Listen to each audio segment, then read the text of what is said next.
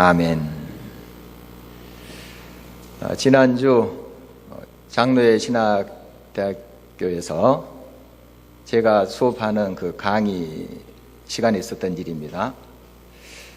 리더십을 강의하고 있는데요. 마침 이제 주제는 의사소통에 관한 것이었어요.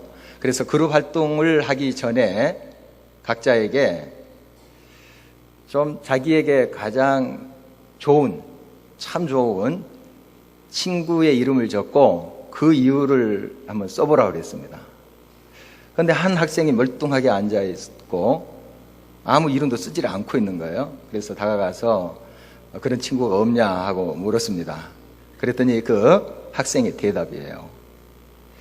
교수님, 그저 친구라면 모르겠는데 참 좋은 친구를 적으라고 하니까 막상 생각나는 친구가 없네요. 그리고 덧붙인 말씀이 있습니다. 제가 인생을 헛살았나 봅니다. 같이 웃고 떠들지만 마음을 주고 믿음을 나누는 그런 진정한 친구가 없다는 그런 뜻으로 들렸습니다. 인간은 관계적 존재이지요. 인간이란 그 말 자체가 한자를 보면 사람 인자 사이 간자입니다. 서로 관계성 속에 있는 것이 우리 인간입니다. 그런데 상호간에 어떤 관계를 가지고 있는가, 그리고 그 친밀도가 어떠한가에 따라서 그 삶의 질이 달라집니다.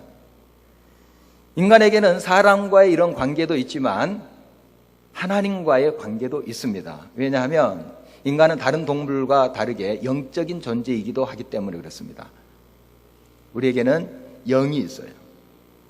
그래서 하나님과의 관계를 빼고서 우리 인간의 존재를 설명할 수가 없습니다.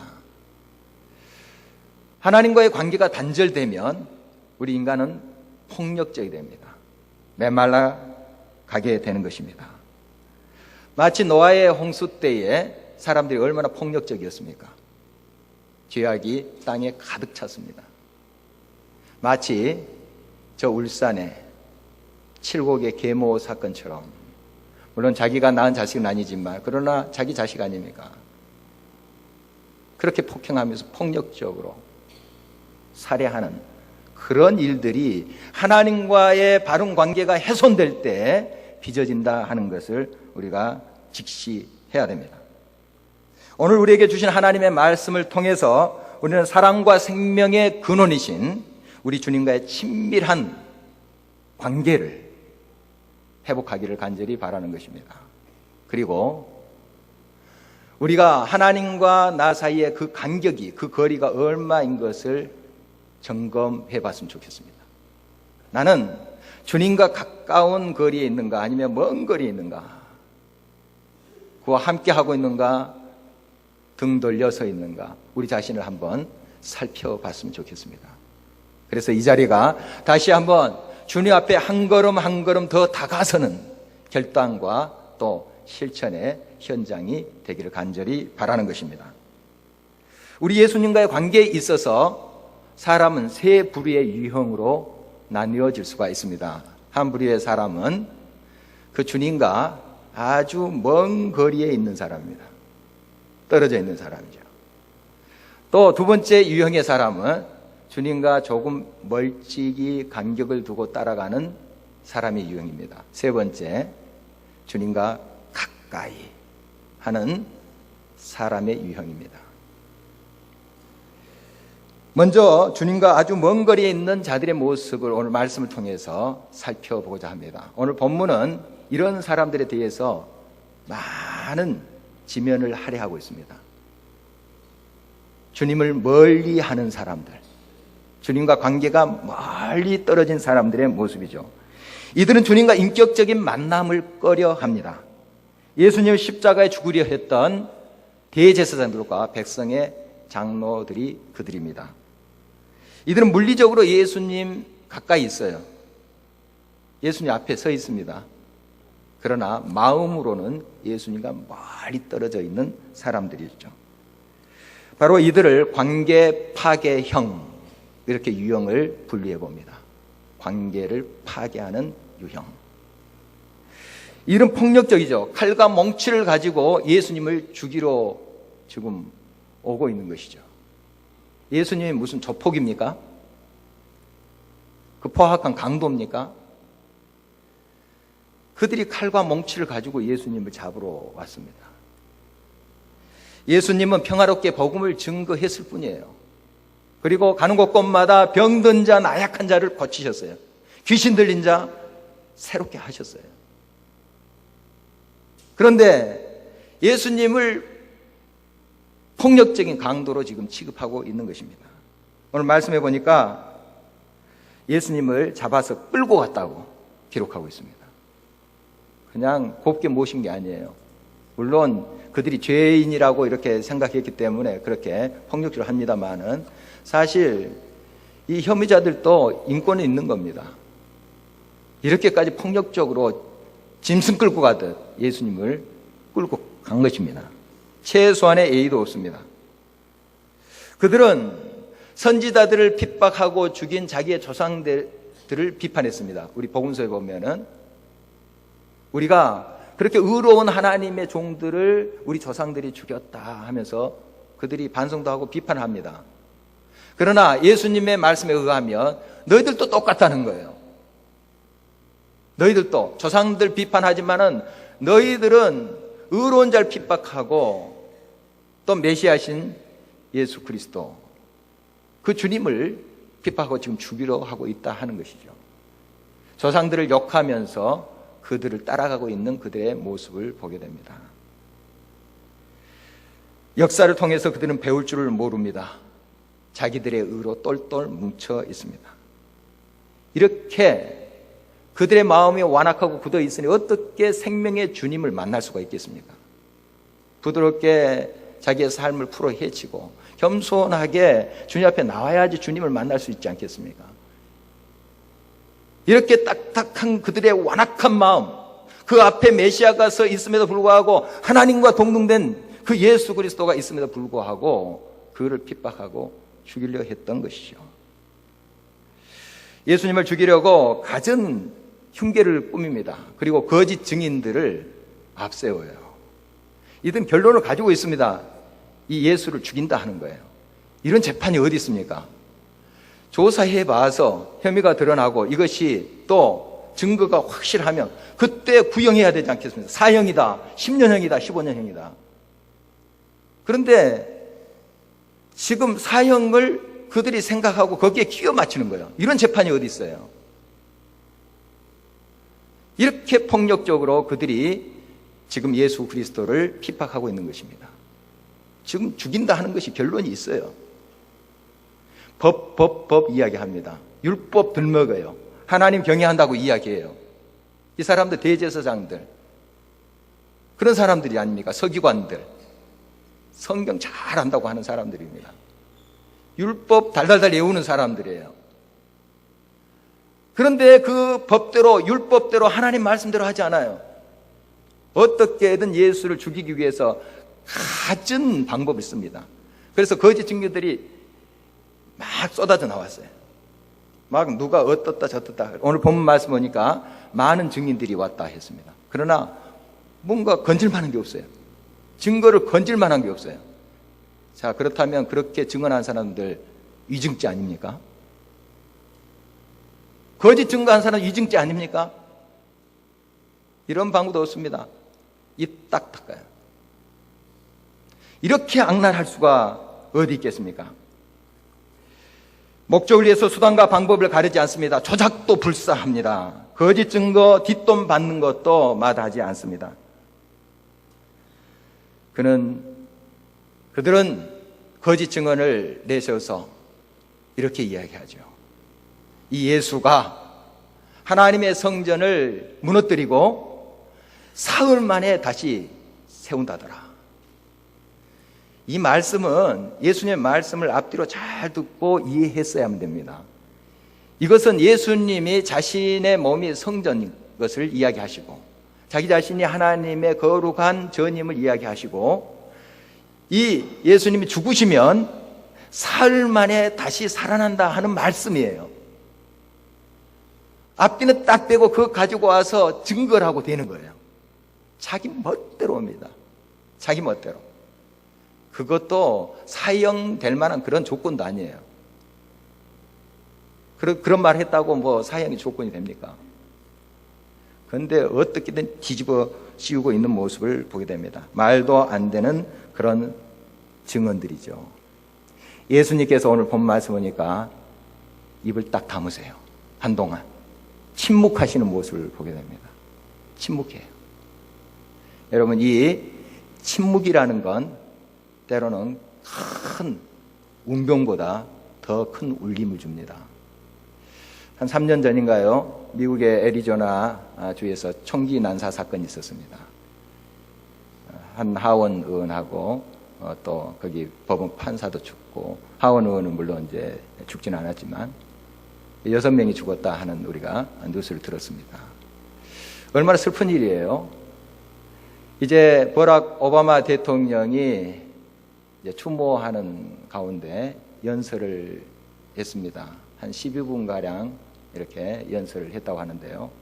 중간에 딱 입을 다물었습니다. 어금니를 팍 깨물고 51초 동안 말을 하지 않았어요. 이게 연설을 하다가 쉬는 거 51초 쉽지 않습니다. 쉽지 않아요. 그리고 굉장히 길게 느껴지는 시간이에요. 두 눈에 눈물이 글썽입니다. 앉아있는 유족들, 예도하는 사람들의 어깨가 들썩이기 시작했습니다. 흐느낌이 곳곳에 들려옵니다. 이것은 그 어떤 통곡보다도 큰 울림이 있었습니다. 예수님 지금 침묵하고 있을 때 큰 울림이 있었어요. 큰 울림이. 이런 울림이 있으면 우리가 잘못했구나. 이 사람 뭐 메시아까지 인정을 하지 않더라도 참 의로운 사람인데 우리가 이렇게 무고히 이렇게 해도 되는가? 하나님이 살아계시는데. 이런 생각 들어야죠. 제정신 들어야죠. 그 큰 울림 앞에 그들은 마음을 더 완악하게 합니다. 얼마나 나쁜 사람들이에요. 고약한 사람들입니다. 대제사장과 공의회는 결론을 가지고 거기에 끼워 맞추는 흉악한 그런 범죄를 저지르고 있습니다. 법적 절차도 없고 변호인도 세우지 않습니다. 이런 악랄한 짓을 하면서 드디어 신성모독이다 하는 죄를 뒤집어서서 예수님을 사형시키고 있습니다. 이제 사람들이 막 드러나죠. 죽여야 된다, 죽여야 된다 하면서 어떤 짓을 했는가 하면 얼굴에 침을 뱉고 주먹으로 치고 손바닥으로 때리고 조롱했습니다. 자, 너가 선지자냐? 뭘 알아맞히는 하나님의 뜻을 아는 선지자냐? 누가 쳤는지 알아맞혀봐라. 조롱하는 거예요. 한번 그 광경 여러분 상상해 보세요. 얼마나 치욕적인 그런 일입니다. 얼마나 폭력적인 일이에요. 거칠곡에서 울산에서 그 어린 거 8살짜리 발로 차고 주먹으로 때려서 갈비뼈 16개가 부러져서 그것이 폐를 찔러서 죽게 하잖아요. 20여 차례나 발로 밟고 그 어린 생명 죽음으로 사지로 몰아버리잖아요. 하나님과 관계가 끊어지면 하나님과 멀리 떨어져 있는 그 삶이 이렇게 폭력으로 변할 수 있다는 사실 여러분 직시해야 됩니다. 예수님과 아주 먼 거리에 있는 사람 중에 또 다른 하나의 유형은 관계 무시형입니다. 도대체 예수님이 어떤 분인지 관심이 없어요. 자기 일에 바쁩니다. 이들의 특징은 세상적인 가치관과 제 인생의 주인이 자기인 것으로 착각하는 거예요. 하나님과 관계가 단절되어 있기 때문에 그의 영은 메말라갑니다. 삶은 결국 메말라가요. 하나님과 멀리 떨어져 있는 인생, 우리가 그들을 향해서 나아갈 이유가 여기 있습니다. 그들을 하나님 가까이로 불러내야 된다는 사실이죠.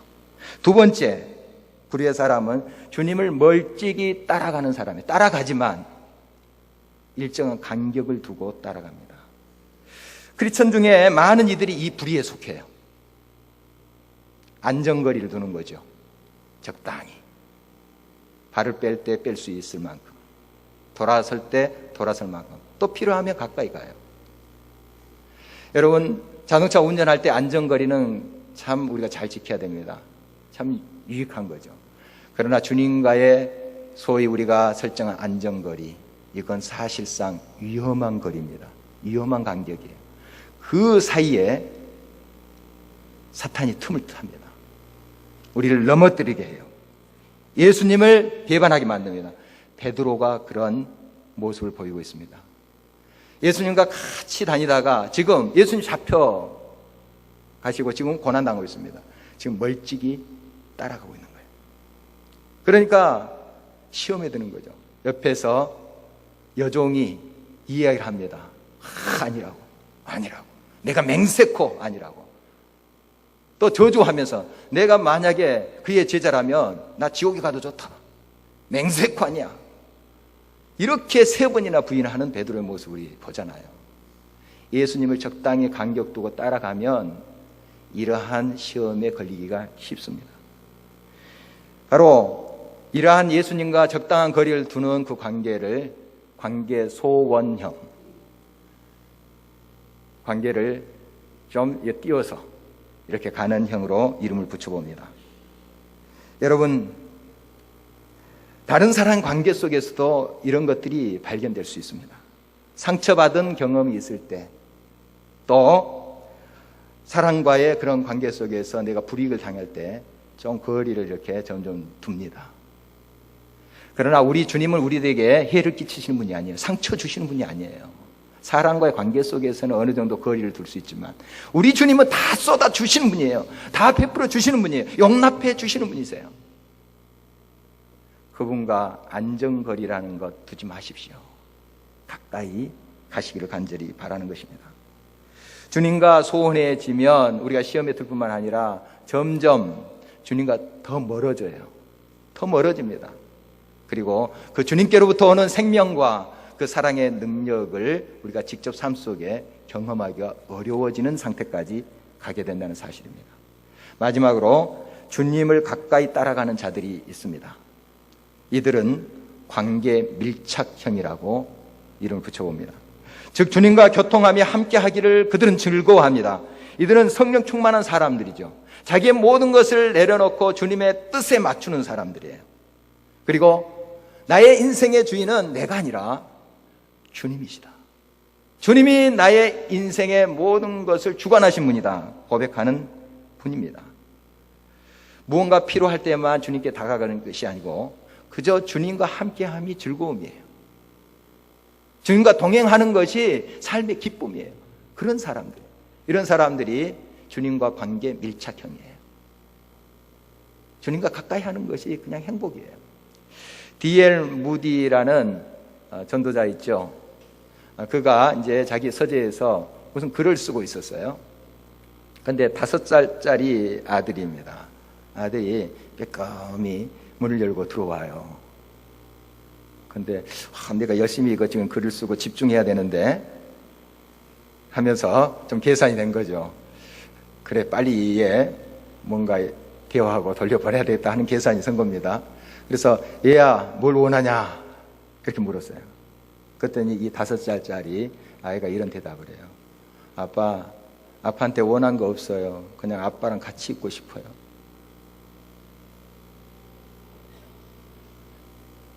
그 책상 옆에서 자기 장난감 가지고 조용히 놀더라는 거예요.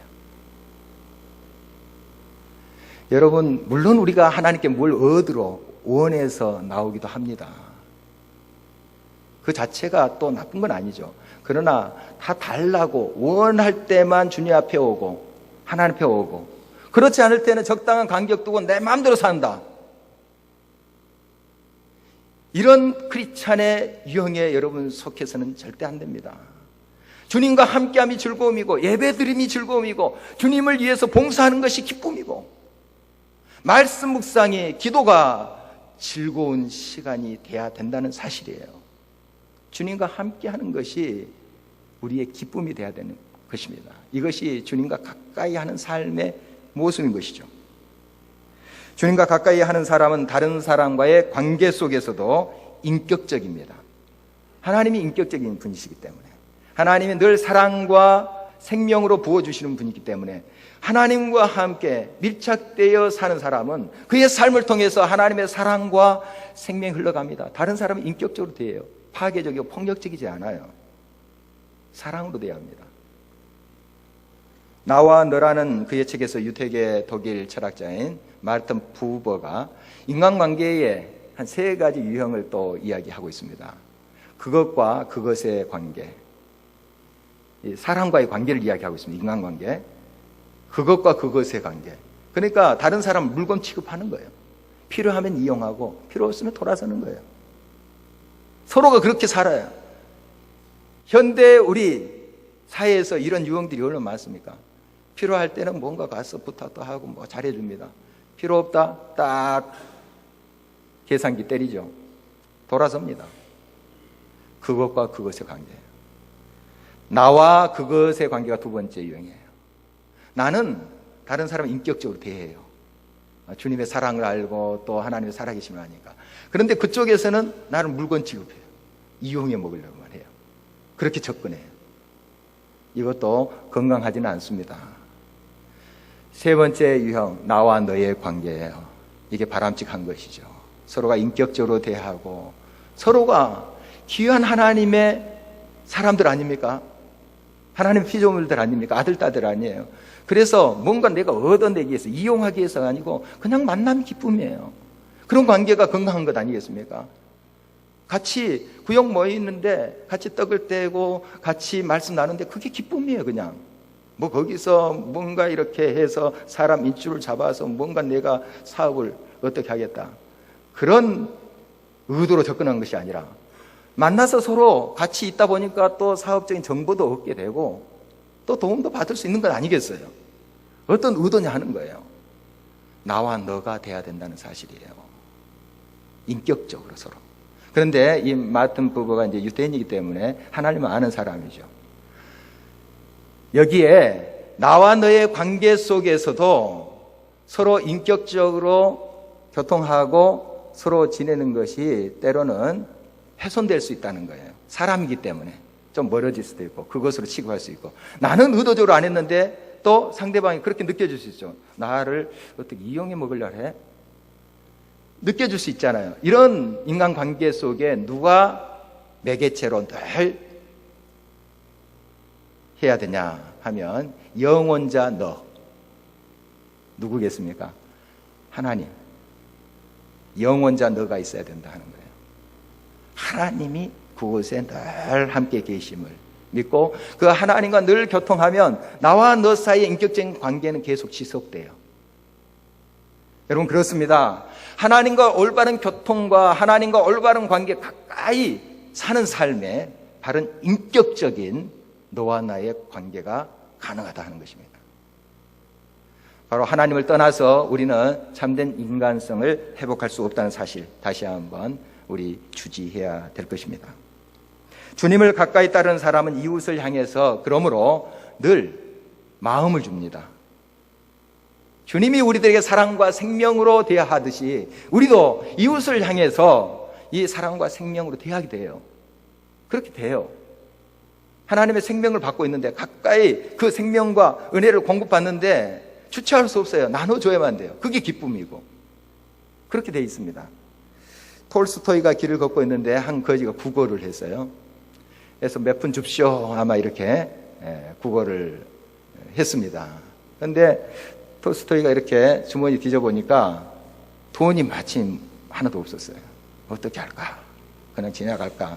하다가 그 거지한테 다가갔습니다. 그리고 쭈그려서 그 거지 손을 꼭 잡았어요. 미안해요. 나한테 지금 돈이 하나도 없네요. 그랬더니 이 거지가 감격을 하는 거예요. 나에게는 그 어떠한 돈보다도 나를 형제라고 불러주고 손잡아 준 이것이 더 큰 선물입니다.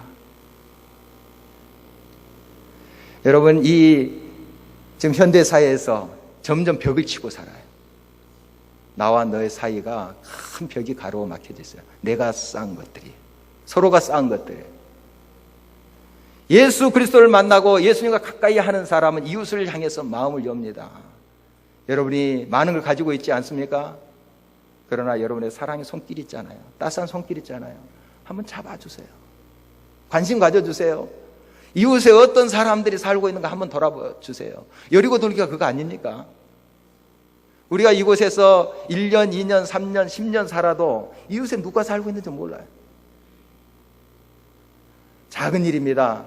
아, 이 동네는 이런 분들이 살고 있구나 하면서 그들을 위해서 이름도 잘 모르지만 축복하면서 기도하는 것이고, 그들을 어떻게든 우리가 또 품을지 하나님께 지혜를 구하고 하는 것 아니겠어요? 마음을 주십시오. 따스한 손길을 주십시오. 우리 주님과 함께하는 사람의 모습이에요. 주님과 가까운 거리에 행하는 사람들의 모습인 것입니다. 우리가 이렇게 하나님과 가까이, 주님과 가까이 관계를 두고 생활하는 그것이 어떻게 가능한가 하는 것입니다. 날마다 하나님과 교제해야 돼요. 생각하고 결단으로 되는 거 아닙니다.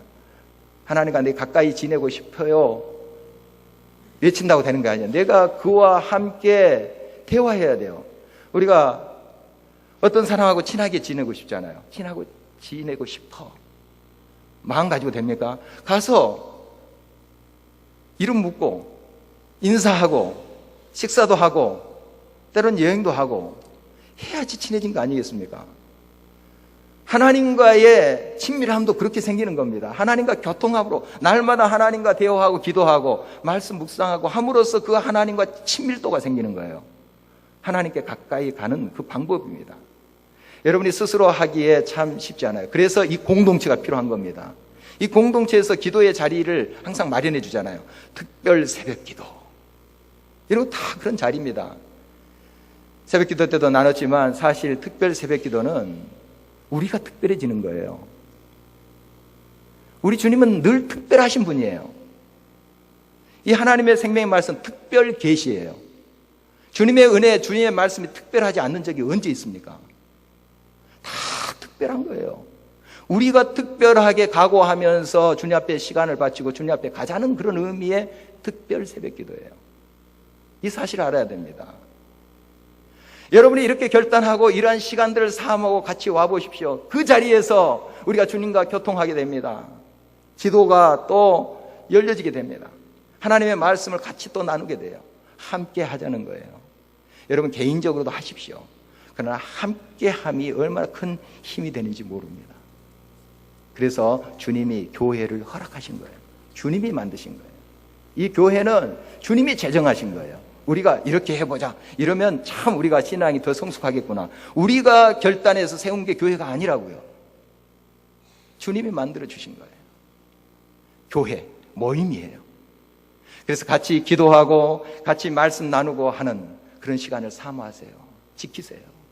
주일 예배뿐만 아니라 수요기도회, 또 새벽기도회도 있고 구역 모임도 있어요. 이런 시간들 얼마나 귀한 시간인지 몰라요. 이렇게 함으로써 우리가 하나님과의 친밀도가 생기는 겁니다. 하나님께 한 걸음 한 걸음 더 가까이 가요. 그리고 서로 간의 친밀도도 생기는 거예요. 그 친밀도 가지고 그 사랑 가지고 그 생명 가지고 또 이웃을 향해 가는 거예요. 이것이 우리 성도들의 건강한 모습인 것입니다. 여러분 날마다 그러므로 이 공동체의 삶을 귀하게 여기시기 바랍니다.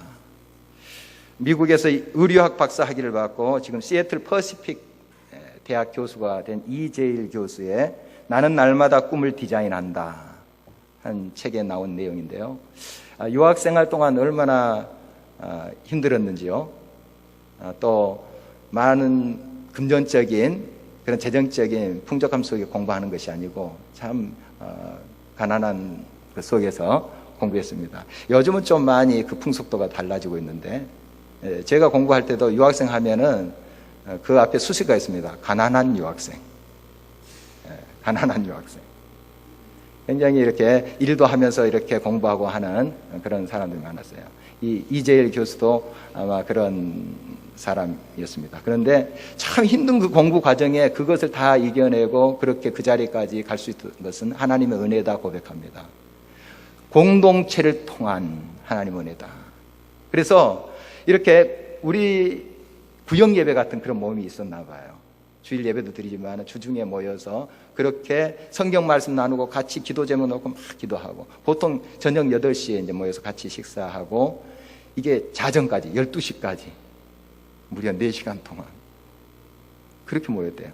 그리고 어떤 때는 5시에 좀 더 일찍이 막 더 사모해가지고 5시에 모여서 끝나는 시간은 또 자정이에요. 그거 다 끝나고 각자 또 도서관을 간대요, 그 밤중에. 그러니까 신앙도 격려하고 서로 또 공부하는 것도 막 서로에게 격려하면서 분발하는 거예요. 몸은 힘들었지만, 피곤했지만 굉장히 기쁨이 충만했었다고. 그 힘 가지고 이 어려운 공부 다 하고, 그 그룹이 거기에서 공부한 그 또 신앙을 나눈 그 그룹에 있는 인원들이 한국이나 또 미국에서 지금 각자 큰 역할을 하고 있다 하는 그런 내용의 글입니다. 여러분, 아무리 바쁘시더라도 피곤하더라도 이 공동체에서 말씀을 같이 나누고 기도하는 것 소중히 여기십시오. 이걸 통해서 여러분은 하나님과 더 밀착되게 됩니다. 형제 자매 간에 서로 밀착하게 돼요. 거기에서 하나님께로부터 오는 생명과 사랑을 가지고 이웃을 향해 나갈 수가 있는 것이죠. 여러분에게 있어서 주님과의 거리는 얼마만큼입니까? 예수님과 아주 먼 거리입니까? 아니면 베드로처럼 조금 간격을 두고 따라가는 그런 유형입니까? 부끄러움을 당하지 않도록 주님께 확실히 바짝 다가서길 바랍니다. 주님은 언제나 우리에게 참 좋은 친구예요. 이제는 우리가 그에게 참 좋은 친구가 될 차례입니다. 주님 앞에 더 가까이 나가서 공동체에서 하나님 말씀을 같이 나누고 기도하는 것을 사모하세요. 우리가 주님과 함께 함으로써 그 생명과 사랑을 품고 이웃에게 나갈 때 우리를 통해서 하나님의 생명의 역사, 사랑의 역사는 더 활기차게 퍼져 나갈 것입니다. 우리 함께 찬양하시겠습니다.